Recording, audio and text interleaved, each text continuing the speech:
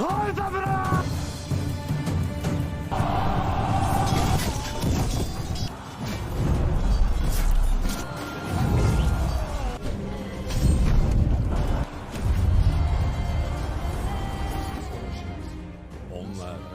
başkaları ölmesin diye öldüler.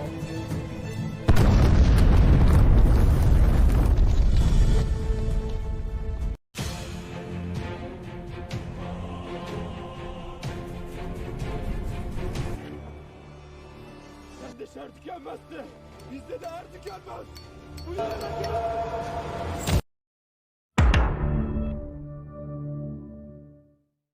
Berlatar waktu di pertengahan abad ke-15, pada masa kekuasaan Sultan Murad II di Kesultanan Ottoman. Ottoman berhasil menguasai sebuah daerah di timur Romania, yang bernama Wallachia, tanpa adanya peperangan setelah membantu penguasa yang sah merebut kekuasaan dari tangan pemberontak. Yang sebagai bukti kesetiaan pemimpin Wallachia itu, dia pun menyerahkan 2 dari keempat anaknya yang bernama Rado dan Vlad kepada sang Sultan Murad.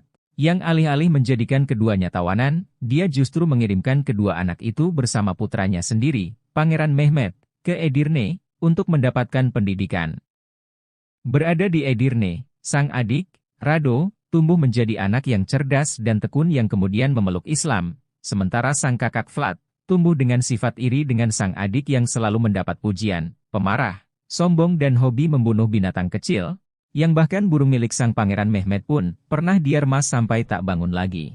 Dan oleh sifat mereka, kelak mereka pun mendapatkan julukan masing-masing, yaitu Rado si tampan, Mehmed sang Al-Fatih atau penakluk Konstantinopel, dan Vlad sang impaler atau penyula. Sekedar informasi, sula adalah metode hukuman mati dengan cara menusukkan kayu runcing ke lubang pantat, hingga menembus badan bagian atas sang korban, dalam keadaan korban masih hidup. Yang atas metode hukuman kejam yang dilakukan oleh Vlad kepada rakyatnya, yang sebagian besar adalah bangsawan yang memberontak kepada ayahnya, bangsa Ottoman di perbatasan, serta pedagang-pedagang yang sebagian besar adalah orang-orang Jerman. Maka Ottoman mengirimkan utusannya untuk memperingati kelakuan zalim Vlad, yang telah dibantu Ottoman dalam merebut kekuasaan dari tangan pemberontak yang menggulingkan ayahnya. Tapi bagaikan air susu dibalas air tuba. Alih-alih mendengar peringatan Ottoman, Vlad justru memaku kepala utusan Ottoman karena alasan remeh, bahwa sang utusan itu menolak untuk melepas sorban di kepalanya. Yang mengingatkan Vlad tentang masa-masa di Ottoman dulu yang dibencinya. Mehmet'in o şımarık şımarık sizin sarayda ağladığım karanlık. Önce canım çıkar, sonra sarım. O sarığın bezi benim kefenimdir. Peki.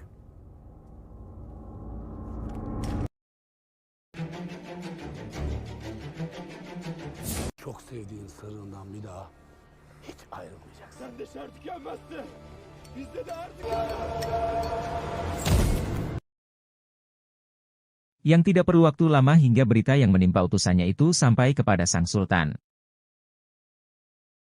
Di mana sang sultan segera mendatangi sebuah tempat, dan melepaskan seekor burung dari sebuah sangkar. Yang di belakangnya, ada sebuah pergerakan dari pria yang bernama Baba Sultan.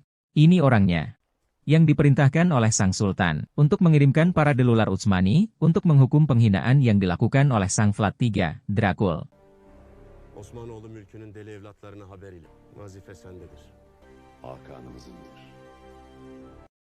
Maka dipanggillah para delular Utsmani itu, yang merupakan unit pasukan khusus kavaleri ringan terbaik milik Utsmani, yang kesemua anggotanya berpakaian barbar, garang, memiliki kemampuan survival, dan sepenuhnya mengabdikan diri pada medan perang, karena itulah satu tujuan hidup mereka, yaitu menang di pertempuran, atau gugur dan mendapatkan kematian syahid. Dan karena penampilan mereka garang, jangan nilai sampul dari bukunya. Mari saya kenalkan satu persatu anggota mereka. Yang pertama ini adalah Gokurt. Orang yang berpakaian nyentrik dan greget. Gimana gak greget coba, sholat saja dia di atas gunung berbatu, nan curam. Apalagi pakaiannya. Dengan aksesoris sayap di punggungnya, tentu saja dia akan selalu diincar apabila bertarung di medan perang. Kemudian ada Asgard.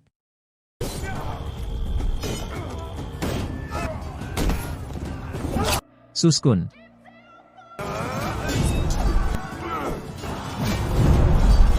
Konggar.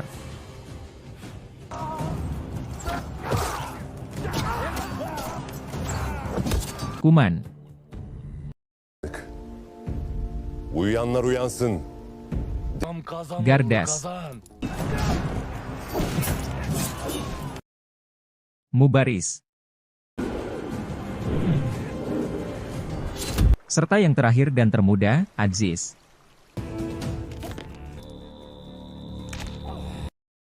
Di mana mereka berdelapan pun datang menghadap Baba Sultan, dan diberitahu misi mereka, untuk menghentikan kesaliman yang dilakukan oleh Sang Dracula. Zalim haddini aşmış. Artık sabır taşmıştır. Ferman da sendedir.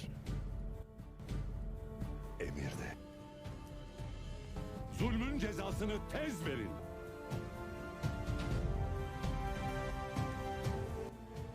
Dan tanpa berlama-lama mereka berangkat, melewati hutan dan lautan, untuk sampai di wilayah Wallachia, tempat di mana Vlad III berada.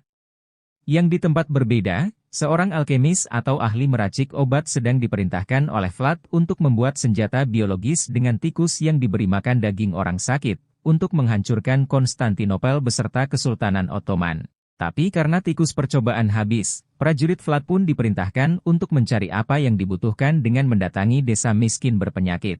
Menjanjikan akan memberikan sekeping emas, bagi sekantong tikus yang mereka tangkap. Tapi janji tinggallah janji. Alih-alih memberikan emas, prajurit itu justru menusuk orang yang memberi tikus, yang disaksikan seorang bocah dari tempat tersembunyi. Dan berpindah dari situ. Melewati jalanan yang dipenuhi mayat yang disula, kita sampai di istana tempat Vlad sedang berbicara dengan seorang putri bernama Elizabeth, yang menyarankan Vlad untuk meminta dukungan Paus untuk bisa mendapat dukungan pasukan salib. Tapi, alih-alih menuruti, Vlad justru menolak saran itu mentah-mentah, dan secara arogan mengatakan bahwa dia tidak membutuhkan bantuan Paus yang disebutnya sebagai seorang penipu. Yang menipu orang-orang dengan bujukan anggur dan roti. Menekankan bahwa dia akan mengalahkan Turki dengan tangannya sendiri, karena dia merasa lebih istimewa daripada Sang Paus. Çünkü ben Tanrı'nın, benim komutanlığımın sınırları harikası yok. Kandırmaya devam etsin. Çünkü Ben Tanrı'nın yeryüzündeki Beralih ke sisi lain, para deliler pun beristirahat di sebuah gua, sembari membahas rute selanjutnya yang akan mereka lalui. Di mana, ternyata, jalur lurus yang hendak mereka lalui itu, sudah penuh dengan para bandit yang dimiliki oleh Vlad. Tapi alih-alih memilih jalan memutar, mereka pun memutuskan untuk menerobos jalur berbahaya itu saja. Sekalian memusnahkan para bandit itu, sesuai amanat Sultan bahwa misi mereka adalah memusnahkan kesaliman, yang berarti bukan hanya untuk Vlad seorang, tapi juga anak buahnya yang menebar teror bagi desa-desa di sekitar. Yang di tempat lain, si alkemis ditemui oleh Putri Elizabeth, yang menginginkan konfirmasi perkembangan senjata biologis, dan memaksa si alkemis agar segera merampungkan senjata wabah itu, jika dia masih menyayangi nyawanya. Yang tanpa mereka sadari, seorang anak sedang menguping pembicaraan mereka, lalu melaporkan apa yang dia dengar tadi kepada kakeknya. Evsizleri sokan askerler geldi. Bir sürü fare toplattılar evsizlere. Fareleri götürdük, prensesle konuştu. Yang di tempat lain, di sebuah desa yang tenang. Keadaan desa itu tiba-tiba berubah menjadi riuh dan kacau karena kedatangan para bandit milik Vlad, yang berniat menjarah desa itu dan membunuhi orang-orang tak bersalah, dan meskipun ada perlawanan kecil, itu tidaklah sepadan. Hingga hanya menyisakan seorang wanita saja, yang terkepung dan dengan mudah dipatahkan perlawanannya. Namun, tiba-tiba para delular berdatangan, dan balik membantai para penjarah itu hingga tidak ada dari mereka yang disisakan.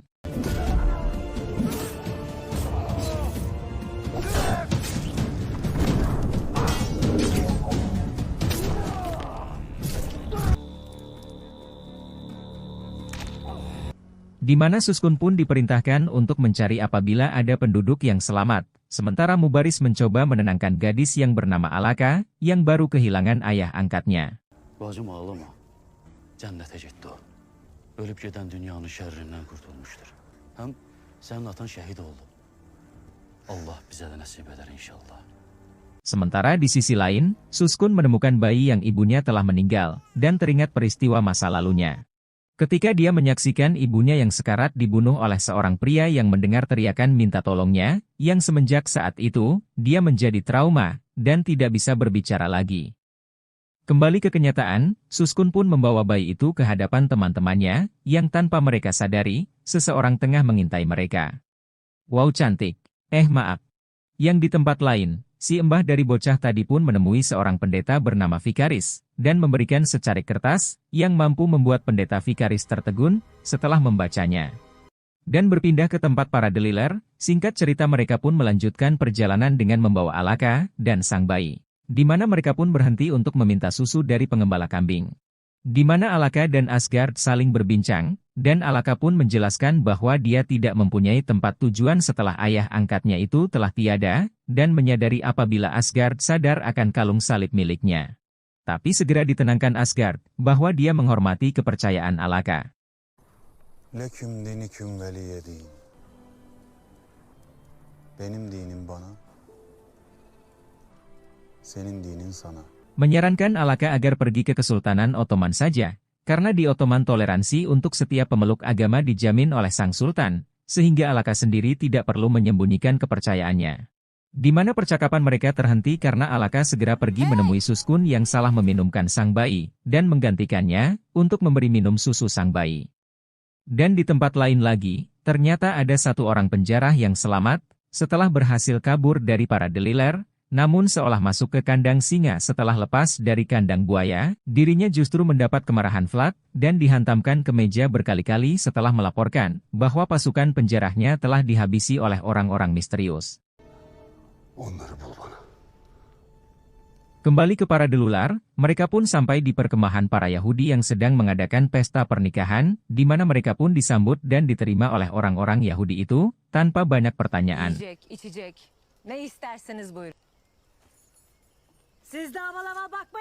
Yang ternyata orang-orang Yahudi itu adalah pelarian dari korban persekusi, termasuk persekusi yang dilakukan oleh Vlad, di mana saat mereka diburu oleh orang-orang rasis. Hanya orang-orang Turki lah satu-satunya yang mau menolong mereka, sementara teman-teman mereka menutup pintu untuk mereka, sehingga mereka merasa memiliki hutang budi terhadap orang-orang Turki. Dan mungkin karena itulah mereka mau menerima para Delular dengan tangan terbuka. Di mana ada satu orang dari anggota perkemahan itu yang mendatangi para Delular, dan berniat memberikan makanan. Tapi karena dia tidak terlihat seperti orang Yahudi dan mencurigakan, maka Mubaris menyuruh untuk Aziz untuk tidak menerimanya. Yang di tempat lain, di Gua Alkemis, sang alkemis tengah sibuk mengambil daging orang yang tengah sakit, dalam keadaan orang itu masih hidup, untuk diberikan kepada tikus yang akan menjadi inang wabah, yang tanpa ia sadari, pendeta Vikaris diam-diam tengah mengintai dirinya. Di mana pagi harinya, Asgard menjelaskan bahwa sekarang adalah waktunya mereka berpisah, karena jalan hidup para Delular tidaklah cocok untuk wanita dan anak-anak, walau meskipun sebenarnya keduanya mempunyai rasa ketertarikan satu sama lain, tapi Asgard berusaha memendam perasaan itu karena teringat kewajibannya, dan meminta agar Alaka menjaga sang bayi. Di mana Alaka pun mengerti dan menyanggupinya. Tapi itu berbeda dengan Suskun, yang malah menolak untuk menyerahkan sang bayi, dan harus dipaksa Gokurt berulang kali sebelum benar-benar mengikhlaskan untuk melepas bayi itu. Yang Gokurt sendiri kemudian menghampiri seorang anak yatim piatu keturunan Turki, yang orang tuanya dibunuh oleh prajurit Vlad. Allah babamın yanına gittiğim zaman onların yaptığı bütün zalimlikleri anlatacağım. Di mana Gokurt pun segera menjelaskan dengan pelan kepada sang gadis kecil itu, bahwa dia tidak perlu bertemu dengan Allah agar doanya didengar. Cukuplah berdoa ketika dia sholat, maupun di saat apapun, karena Allah memiliki sifat maha mendengar, dan pastilah Allah akan mengirimkan para singa yang di sini bisa diartikan para Delular, untuk membalaskan kematian kedua orang tuanya. Yang di tempat lain, di Istana Vlad, seorang duta besar Paus datang, membawakan hadiah sebuah mahkota perak kepada Vlad. Yang dengan tidak sopan, diambil Vlad dengan kakinya. Menyuruh utusan itu berbicara, utusan itu pun mewakili Paus, mengucapkan apresiasi Paus atas upaya Vlad mengusir orang-orang Muslim Turki dari wilayahnya, dengan menerima Vlad sebagai pelindung seluruh dunia Kristen, dan memberikan mahkota sebagai simbolnya, yang dengan memakai mahkota itu, Vlad akan memiliki kedudukan setara dengan semua kardinal, atau pejabat senior dalam gereja Katolik Roma, yang langsung berada di bawah Paus. Tapi, bukannya menyambut baik keinginan sang Paus seperti Putri Elizabeth, Vlad justru tertawa mengejek, bahkan mengancam sang Paus, dengan mengatakan, bahwa setelah Vlad berhasil mengalahkan Ottoman, Sang Paus harus mengakui Vlad sebagai anak Tuhan, apabila masih sayang akan posisinya. Geçirmemi istemiyorsa benim Tanrı'nın oğlu olduğumu Kemudian mengembalikan mahkota itu, dan menyuruh sang utusan mencium tangannya, sebagai bukti ketundukan. Kembali ke para delular, mereka pun beristirahat di bawah pepohonan, di mana Asgard mencoba menenangkan Suskun yang menjadi sad boy, sehabis meninggalkan sang bayi, yang kemudian justru diajak oleh Kongar sambil tertawa, menyulut kemarahan Asgard, namun segera dihentikan oleh Gokurt yang mengingatkan tentang persaudaraan mereka. Çek pusatını, çal Kongar'ım. Daha için bilesin ki, pusatı Kongar'a kendine çalmış olacaksın. Di mana di sisi lain, tidak kuat menahan kantuk, Kuman tertidur. Namun seolah terhubung, tiba-tiba Baba Sultan datang ke dalam mimpi Kuman, mengingatkan Kuman bahwa tujuan Kuman adalah memandu mereka, menyuruhnya agar bangun. Uyuyanlar uyansın. Yang di satu sisi, dengan terbangunnya Kuman itu adalah pertanda bahwa di sekitar mereka ada musuh, membuat Gokurt segera memerintahkan mereka bersiaga, dan benar saja, musuh-musuh pun bermunculan, dan berhasil memanah Kongar, yang melindungi titik buta Asgard, namun segera dihabisi oleh para delular lain. Di mana ternyata, para penyerang itu adalah anggota bandit milik Vlad. Menghampiri Kongar, Asgard menyesali pertengkaran mereka tadi, dan menolak untuk meninggalkan Kongar, namun kemudian dimarahi Gokurt yang mengingatkan tujuan mereka. Membuat Asgard pun ikhlas Kongar untuk dibawa oleh Kuman, menjalankan sebuah ritual, dengan mengubur seluruh badan Kongar di pasir, di mana, seolah beresonansi dengan Baba Sultan dan seluruh delular lain. Diiringi lolongan serigala, Kongar pun bangun dari pasir yang menguburnya.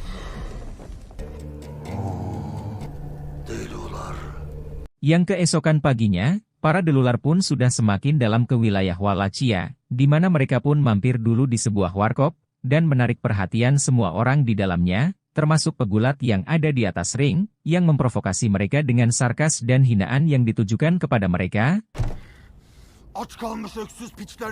membuat Suskun terpancing dan naik ke atas ring, di mana dengan mudah Suskun dapat menghindari setiap serangan dari pegulat itu, bahkan mendaratkan beberapa serangan, sebelum akhirnya mematahkan kaki sang pegulat itu, dan memukulinya kembali, sampai sang pegulat itu tak berdaya lagi, sebelum kembali ke bangkunya untuk melanjutkan makannya. Yang hanya dapat membuat penonton terdiam, terheran-heran. Melanjutkan perjalanan, mereka pun sampai di pinggir sungai yang airnya tercemar, dan memutuskan istirahat.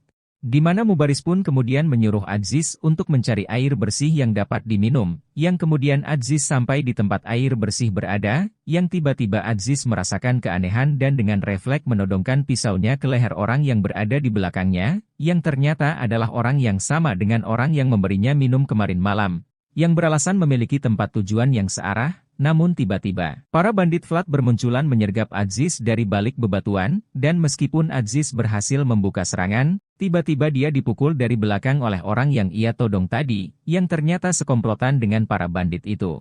Menyadari Aziz pergi terlalu lama, Mubaris bergegas pergi menyusul, dan hanya menemukan senjata Aziz, serta jasad orang yang dikalahkannya.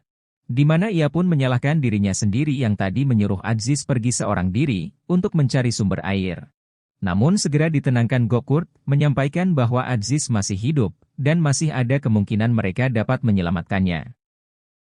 Di mana singkat cerita mereka pun segera pergi melewati sebuah pasar, yang cukup menarik perhatian orang-orang, dan kemudian masuk ke dalam gereja, dan menemui pendeta Vikaris, yang ternyata adalah teman mereka. Ya, dia adalah salah satu anggota delular yang sedang melakukan tugas penyamaran, dan nama sebenarnya adalah Junaedi. Karali maksudnya. Di mana tiba-tiba pintu terbuka, namun ternyata itu hanya si bocah yang bernama Eren, yang menatap para delular dengan tatapan tidak percaya, bahwa yang dihadapannya adalah benar-benar para delular, sosok yang begitu ia kagumi. Walaupun dirinya seringkali ditertawai teman-temannya, karena mempercayai cerita kehebatan para delular yang keberadaannya hanyalah dianggap mitos semata. Di mana, merasa berbicara di gereja itu tidak aman, Karali pun mengajak mereka berpindah ke tempat yang lebih aman.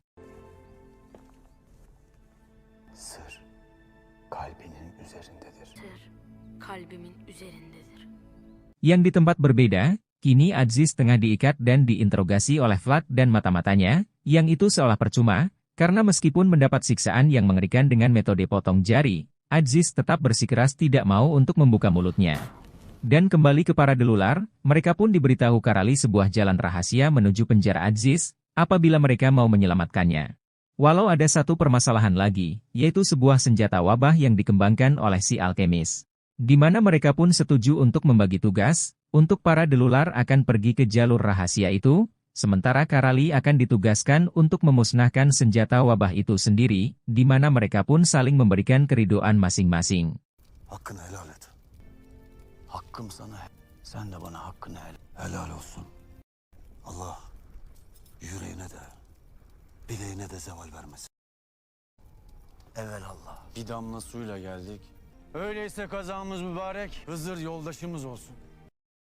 Yang pada pagi harinya, Gokul memuji keberanian Eren, dan keberhasilan mbahnya untuk mendidiknya, di mana Gokul pun memberikan aksesoris sayap miliknya kepada Eren, yang memiliki cita-cita ingin menjadi anggota delular, dan setelah itu, mereka pun berangkat pada misi mereka masing-masing.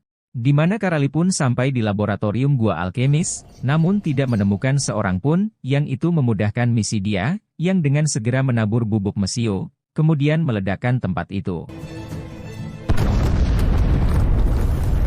Sementara itu, mendengar bahwa ada sebuah pergerakan di selatan wilayahnya, Vlad mengumpulkan pasukan dan berdoa di pinggir danau sebelum memulai peperangan, berdoa agar Tuhan tidak meninggalkan dirinya seperti yang dilakukan ayahnya dulu, ketika membuangnya ke Utsmani, dan diakhiri dengan kalimat ancaman. Baba, eğer sen benim o kafir ve barbar Türklerin karşı senin adında sonsuza dek karanlıkta kalır. Buset, doa tapi ngancam.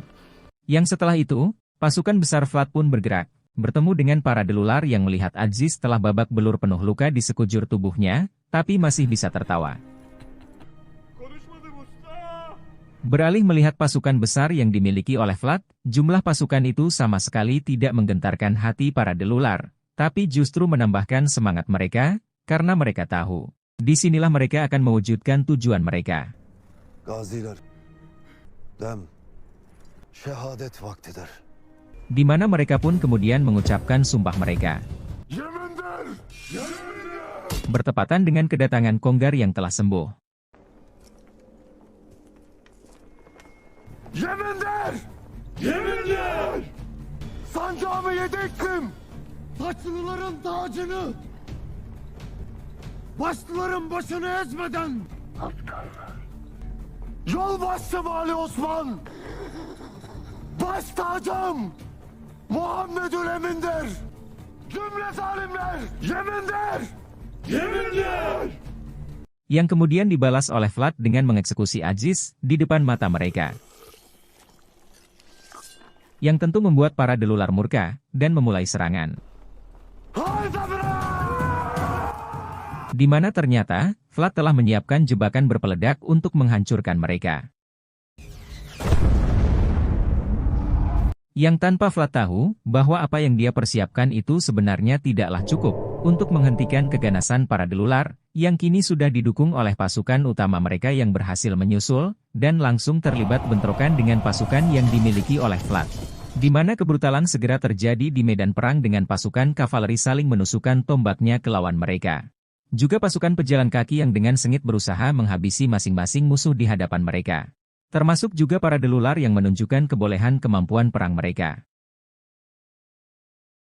Di mana tidak lama Suskun melihat orang yang membunuh ibunya dulu, dan merupakan tangan kanan Vlad, dan berhadapan dengannya. Di mana Suskun berhasil menebas dan menjatuhkan orang itu, menirukan ekspresi ketika dulu dia disuruh diam oleh pembunuh di hadapannya, sebelum akhirnya Suskun pun mengakhiri nyawa orang itu.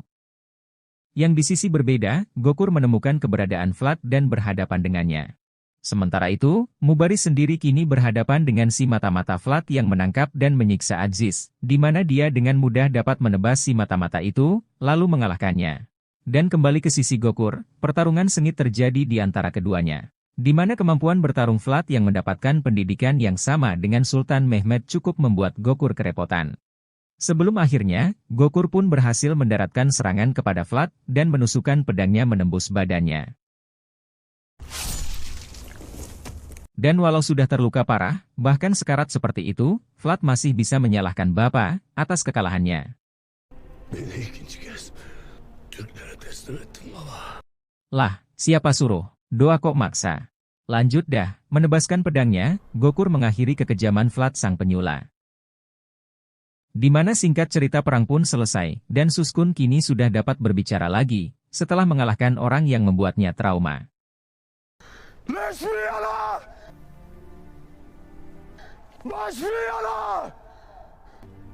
Di mana setelah itu, mereka menghampiri tubuh Aziz, di mana Mubaris pun menggantikan nama Aziz dengan Hamzah, sesuai dengan nama paman Nabi Muhammad, yang juga gugur dalam perang, dan menjadi penghulunya para syuhada.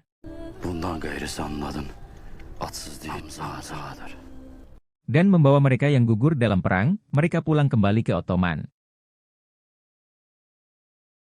Yang di scene akhir kita akan diperlihatkan sang alkemis mengatakan, bahwa percobaannya telah berhasil.